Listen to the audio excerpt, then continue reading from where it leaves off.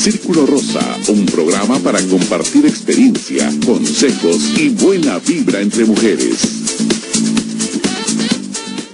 Y efectivamente tenemos ya una pregunta que dice más o menos así, ¿no? Porque no quiso pasar al aire, prefirió dejar su pregunta y bueno, nos dice que tiene, no recuerdo si es su hija o su nieta de 12 años, su hija de 12 años, gracias Liz, que aquí la tenemos atenta a todo, es su hija de 12 años y ella vive como con cierto miedo, con cierto temor esta parte de su transición, de ya que finalmente suceda su menarca, su primera menstruación, y el ya convertirse como en una señorita, ¿no? Porque de alguna manera tiene miedo a perder los privilegios y las situaciones que conlleva ser niña, porque ella ya lo ha visto en sus amiguitas. Entonces su pregunta es, ¿cómo hago para que ella pueda vivir esto con mayor naturalidad, con mayor soltura y no con miedo? ¿Cómo hacer? Bueno, yo creo que evidentemente el proceso de desarrollo del niño conlleva una situación continua de perder para ganar, ¿no? Desde pequeños, ¿no? Perdemos el biberón para ganar otros productos que no son más nutricios, ¿no? Y entonces, bueno, en esta etapa de la pubertad y de paso a la adolescencia, igual hay aspectos de pérdida y de ganancias, ¿no? Entonces, si esta menor está muy preocupada por lo que va a perder, pero bueno, no tiene confianza en lo que va a ganar, ¿verdad? Porque bueno, a veces lo que van a ganar se los hacemos muy difíciles, ¿no? Claro. Sí. Y lógicamente, bueno, tampoco tiene esa capacidad para enfrentar situaciones sorpresivas, sino quiere todo claro, ¿verdad? Y preciso. Y bueno, la vida no es así, o sea, la vida nos pone retos, conflictos, situaciones adversas, ¿no? Y todas estas las tenemos que enfrentar. Pues lo que yo sugeriré a esta mamá es que se revise un poquito que la capacidad de pérdida que tiene esa niña, ¿no? O sea, la capacidad para perder cosas y ganar otras, ¿no? O qué tanto está, ahora sí yo podría pensar que estuviera anclada desde la angustia de perder, como dicen, su osito de peluche, que sería una angustia de los 3 años, ¿verdad? Y bueno, ahí habría que revisar las pérdidas subsecuentes, ¿no? Es como qué tanto tiene ella, qué tanto ha desarrollado esta capacidad de perder, y me llama mucho la atención esta parte que me parece como muy práctica, es pareciera que hay una situación donde lo que va a perder, esta parte como costo-beneficio, no le es lo necesariamente como equilibrada respecto a lo que va a ganar, y a lo mejor aquí es la parte interesante donde cómo está colaborando esta mamá y las amigas para hacerle tan difícil esa entrada a la vida, pues no adulta, porque obviamente va a empezar la etapa de la pubertad, pero pareciera que esa etapa, desde esta incertidumbre de ya no saber lo que sucede y otros tantos mensajes que pueden estar alrededor, le están generando miedo. Entonces una posibilidad sería revisar qué mensajes le están dando. Sí, porque bueno, a lo mejor en el ánimo de las amigas y de las mamás y de la propia mamá, pues digamos, le exageran las situaciones, ¿verdad? Es como cuando el niño entra a la escuela, al kinder, y le dicen, y bueno, y vas a tener una maestra nueva, y vas a tener muchos amiguitos, y vas a tener esto, ¿no? Pero te vas a portar bien, y entonces el niño, cada elemento, bueno, y todo eso, ¿verdad? Ay, entonces, yo lo recuerdo. en lugar de que lo vaya enfrentando gradualmente, ¿no? Y que él se dé cuenta, bueno, qué es lo que va a ir encontrando, o sea, no prevea tanto, pues. Sí, yo lo recuerdo, ahorita que lo dijiste, en verdad, volví a sentir esa ansiedad de cuando estaba en la primaria y te notificaban que ibas a pasar a la secundaria y ya no iba a ser solamente un maestro, y aparte ese maestro que era el único que tenías y que amabas y que era importante para ti, era como, ibas a tener muchos maestros y eran las horas. Entonces, como esa manera que a veces tenemos de quererle explicar el mundo que viene a los otros, de repente esconde ciertos mensajes que pueden despertar más bien ansiedad y miedo que una confianza, ¿no? Claro. Y en ese sentido, por ejemplo, hablando de sexualidad, ¿quién le tiene que explicar? ¿La mamá o el papá? Porque esa es una parte de que es una pelota maravillosa, ¿no? Y luego aparte a veces se la avientan hasta la maestra, pero en tu experiencia, ¿mamá, papá o quién? Bueno, mira, si en el transcurso de sus 12 años, pues debe haber muchas situaciones previas antes de pasar a esto de la sexualidad. O sea, si tiene tanto miedo a su primera menstruación, ¿no? O sea, entonces, ¿cómo está viviendo esta parte de su cuerpo? De su feminidad. ¿No? Sí, o sea, como tú dices, no es nada más la parte sexual, es la parte de lo femenino, bueno, en contraposición con lo masculino, todos estos aspectos de género, ¿no? En donde pues las actitudes femeninas, las actitudes masculinas, ¿no? Y bueno, como hace como ella misma ha hecho su combinación, ¿verdad? De la apreciación de lo masculino y de lo femenino, ¿no? Y algo interesante que creo que estábamos omitiendo conversar es, ella tiene miedo a esta parte de que entonces como ya tendría la menstruación podría quedar embarazada. Y eso es importante tener claro qué mensaje le estamos dando a nosotros de qué sucede con el embarazo.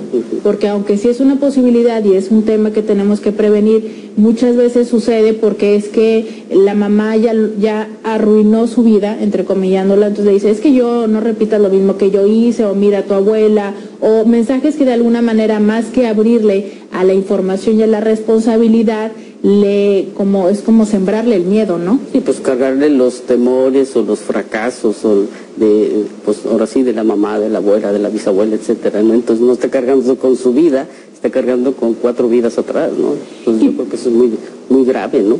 Por ejemplo, esta chica de 12 años, ok, tendría que verse como ya tienes más o menos una idea que a quién ha estado más cercana, si a mamá o a papá, pero desde chiquitos, por ejemplo, ¿quién les debe de empezar a hablar acerca o manejar esta parte de la desnudez? ¿Es válido bañarse con ellos? ¿Hasta qué edad? Pues mira, como bebés, tú mismo sientes así como esa parte de la necesidad de abrazarlos, ¿no? Y bueno, cuántos papás, por ejemplo, se acuestan y ponen al bebé aquí, ¿no? Y el bebé duerme maravillosamente, ¿no? Porque pues, lógicamente ligado al tuntún del corazón, ¿no? Que es muy apaciguante, entonces el niño se duerme, ¿no? Entonces, claro, el bañarse con el niño a lo mejor puede estar hasta los 2 años, o sea, todavía no hay clara percepción de lo que hay afuera, ¿no? Ahora, los niños tienen pues sus propias etapas, ¿no? O sea, cuando ellos dicen, no, ya no me veas, que coincide más o menos con los 5 años, ¿no? O sea, esta parte de la vergüenza, que es un sentimiento que aparece regularmente en esa etapa, bueno, pues entonces ya se acabó, ¿no? O sea, ya es el momento en que ella está buscando, el propio niño está buscando su privacidad, y no nada más sucede con las niñas, ¿no? Sucede igual con los varones, ¿no? No, mamá, ya vete, ¿no? Pero yo soy la que te baño, no, tú ya, vete yo solito, ¿no? ¿Sí? Entonces, así como hay muchas actividades de autosuficiencia que tiene que enfrentar, bueno, pues esto del baño también es una actividad de autosuficiencia, ¿no? Claro, ahí le monitoreas, ¿no? Lávate las orejas, lávate las rodillas, ¿no? Y ahí empieza el respeto, ¿no? Que la mamá debe tener hacia el manejo. Aunque ella diga es que no se baña bien, ¿no? Bueno, pues ya aprenderá, ¿no? Esa parte es algo interesante, como de repente poder identificar cuál es la lección a aprender en la vida, ¿no? En ese momento pareciera que lo más importante, aunque sí es necesaria la higiene, la lección a aprender no es sobre la higiene, sino sobre el aprender los límites para mamá y para papá, aprender que el pequeño diga que no y que sea respetado. Pareciera que hay lecciones más, no quisiera decir que la higiene no es importante, pero a lo mejor más de trascendencia para su ser humano que la higiene, ¿no? O sea, velo, por ejemplo, en el lavado de las manos, ¿sí?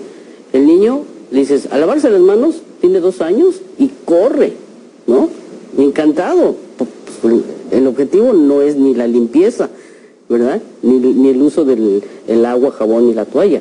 Es el gusto porque va a tocar el agua. ¡Ay, sí, es que es maravilloso!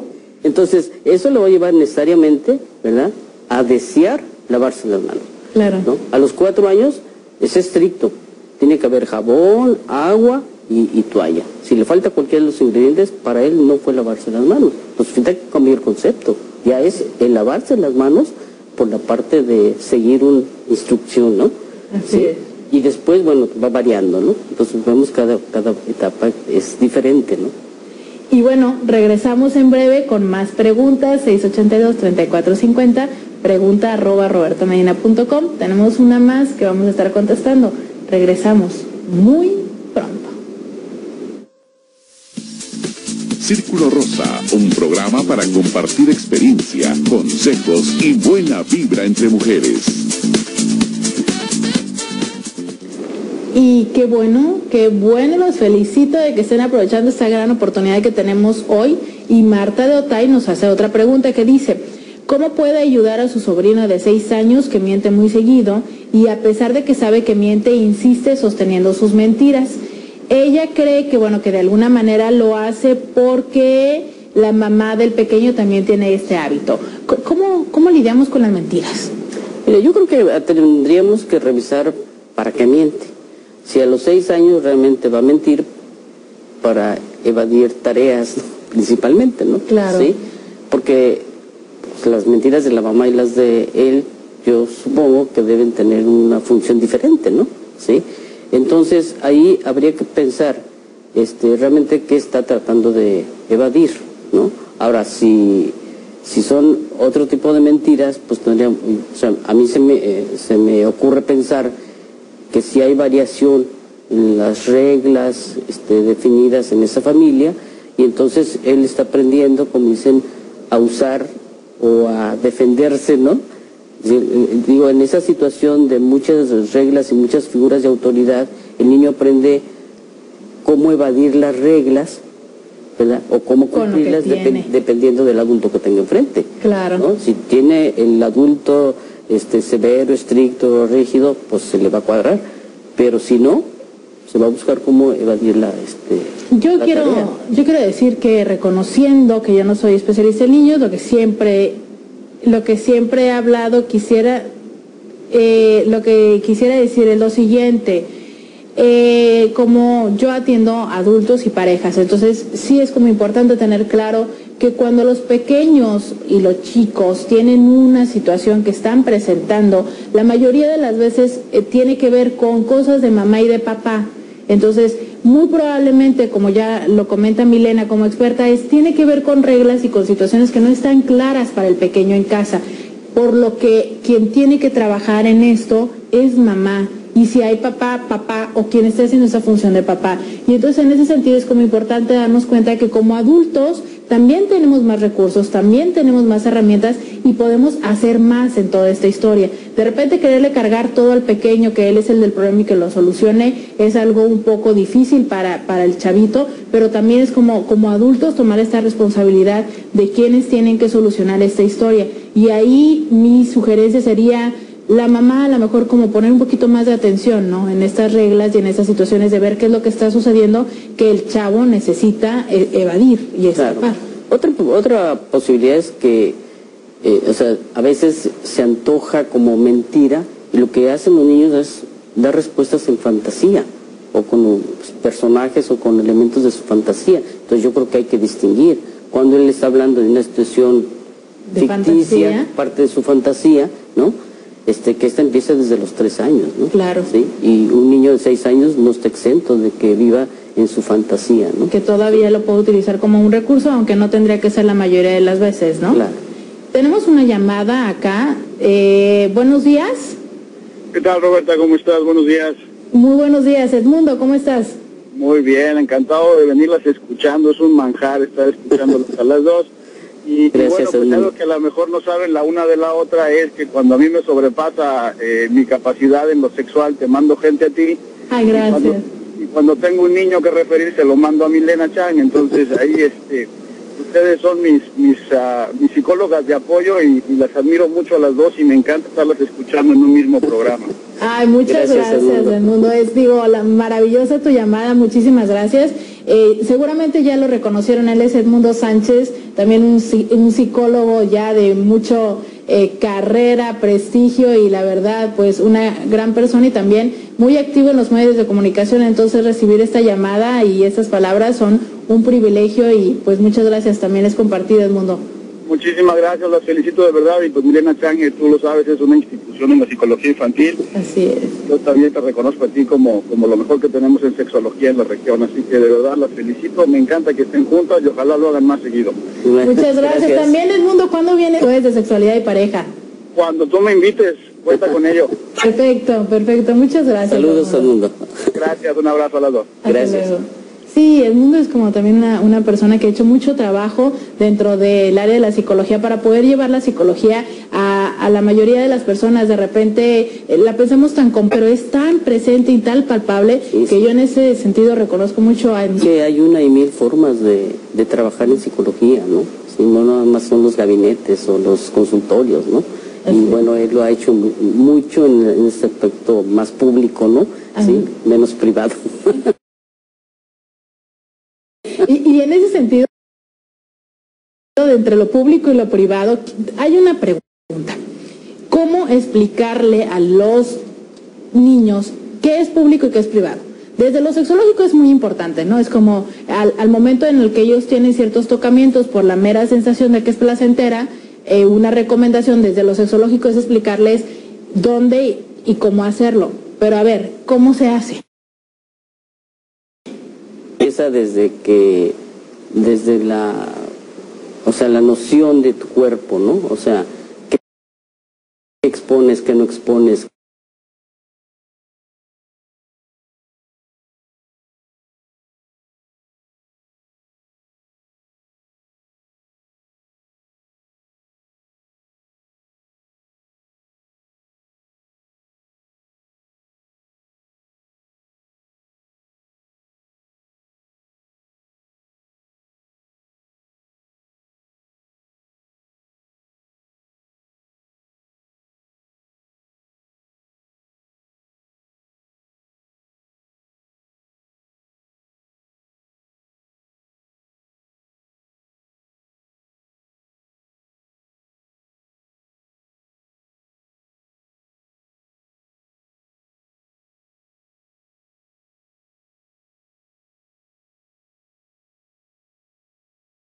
Lo primero es, ¡ay, niño cochino! ¡Déjate ahí! ¡Eso no se hace!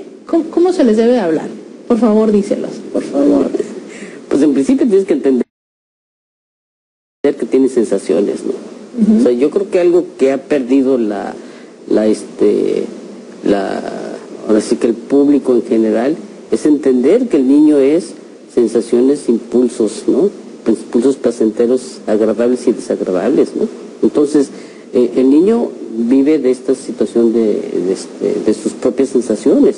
Ahora, si un niño, digamos, está en esa posición de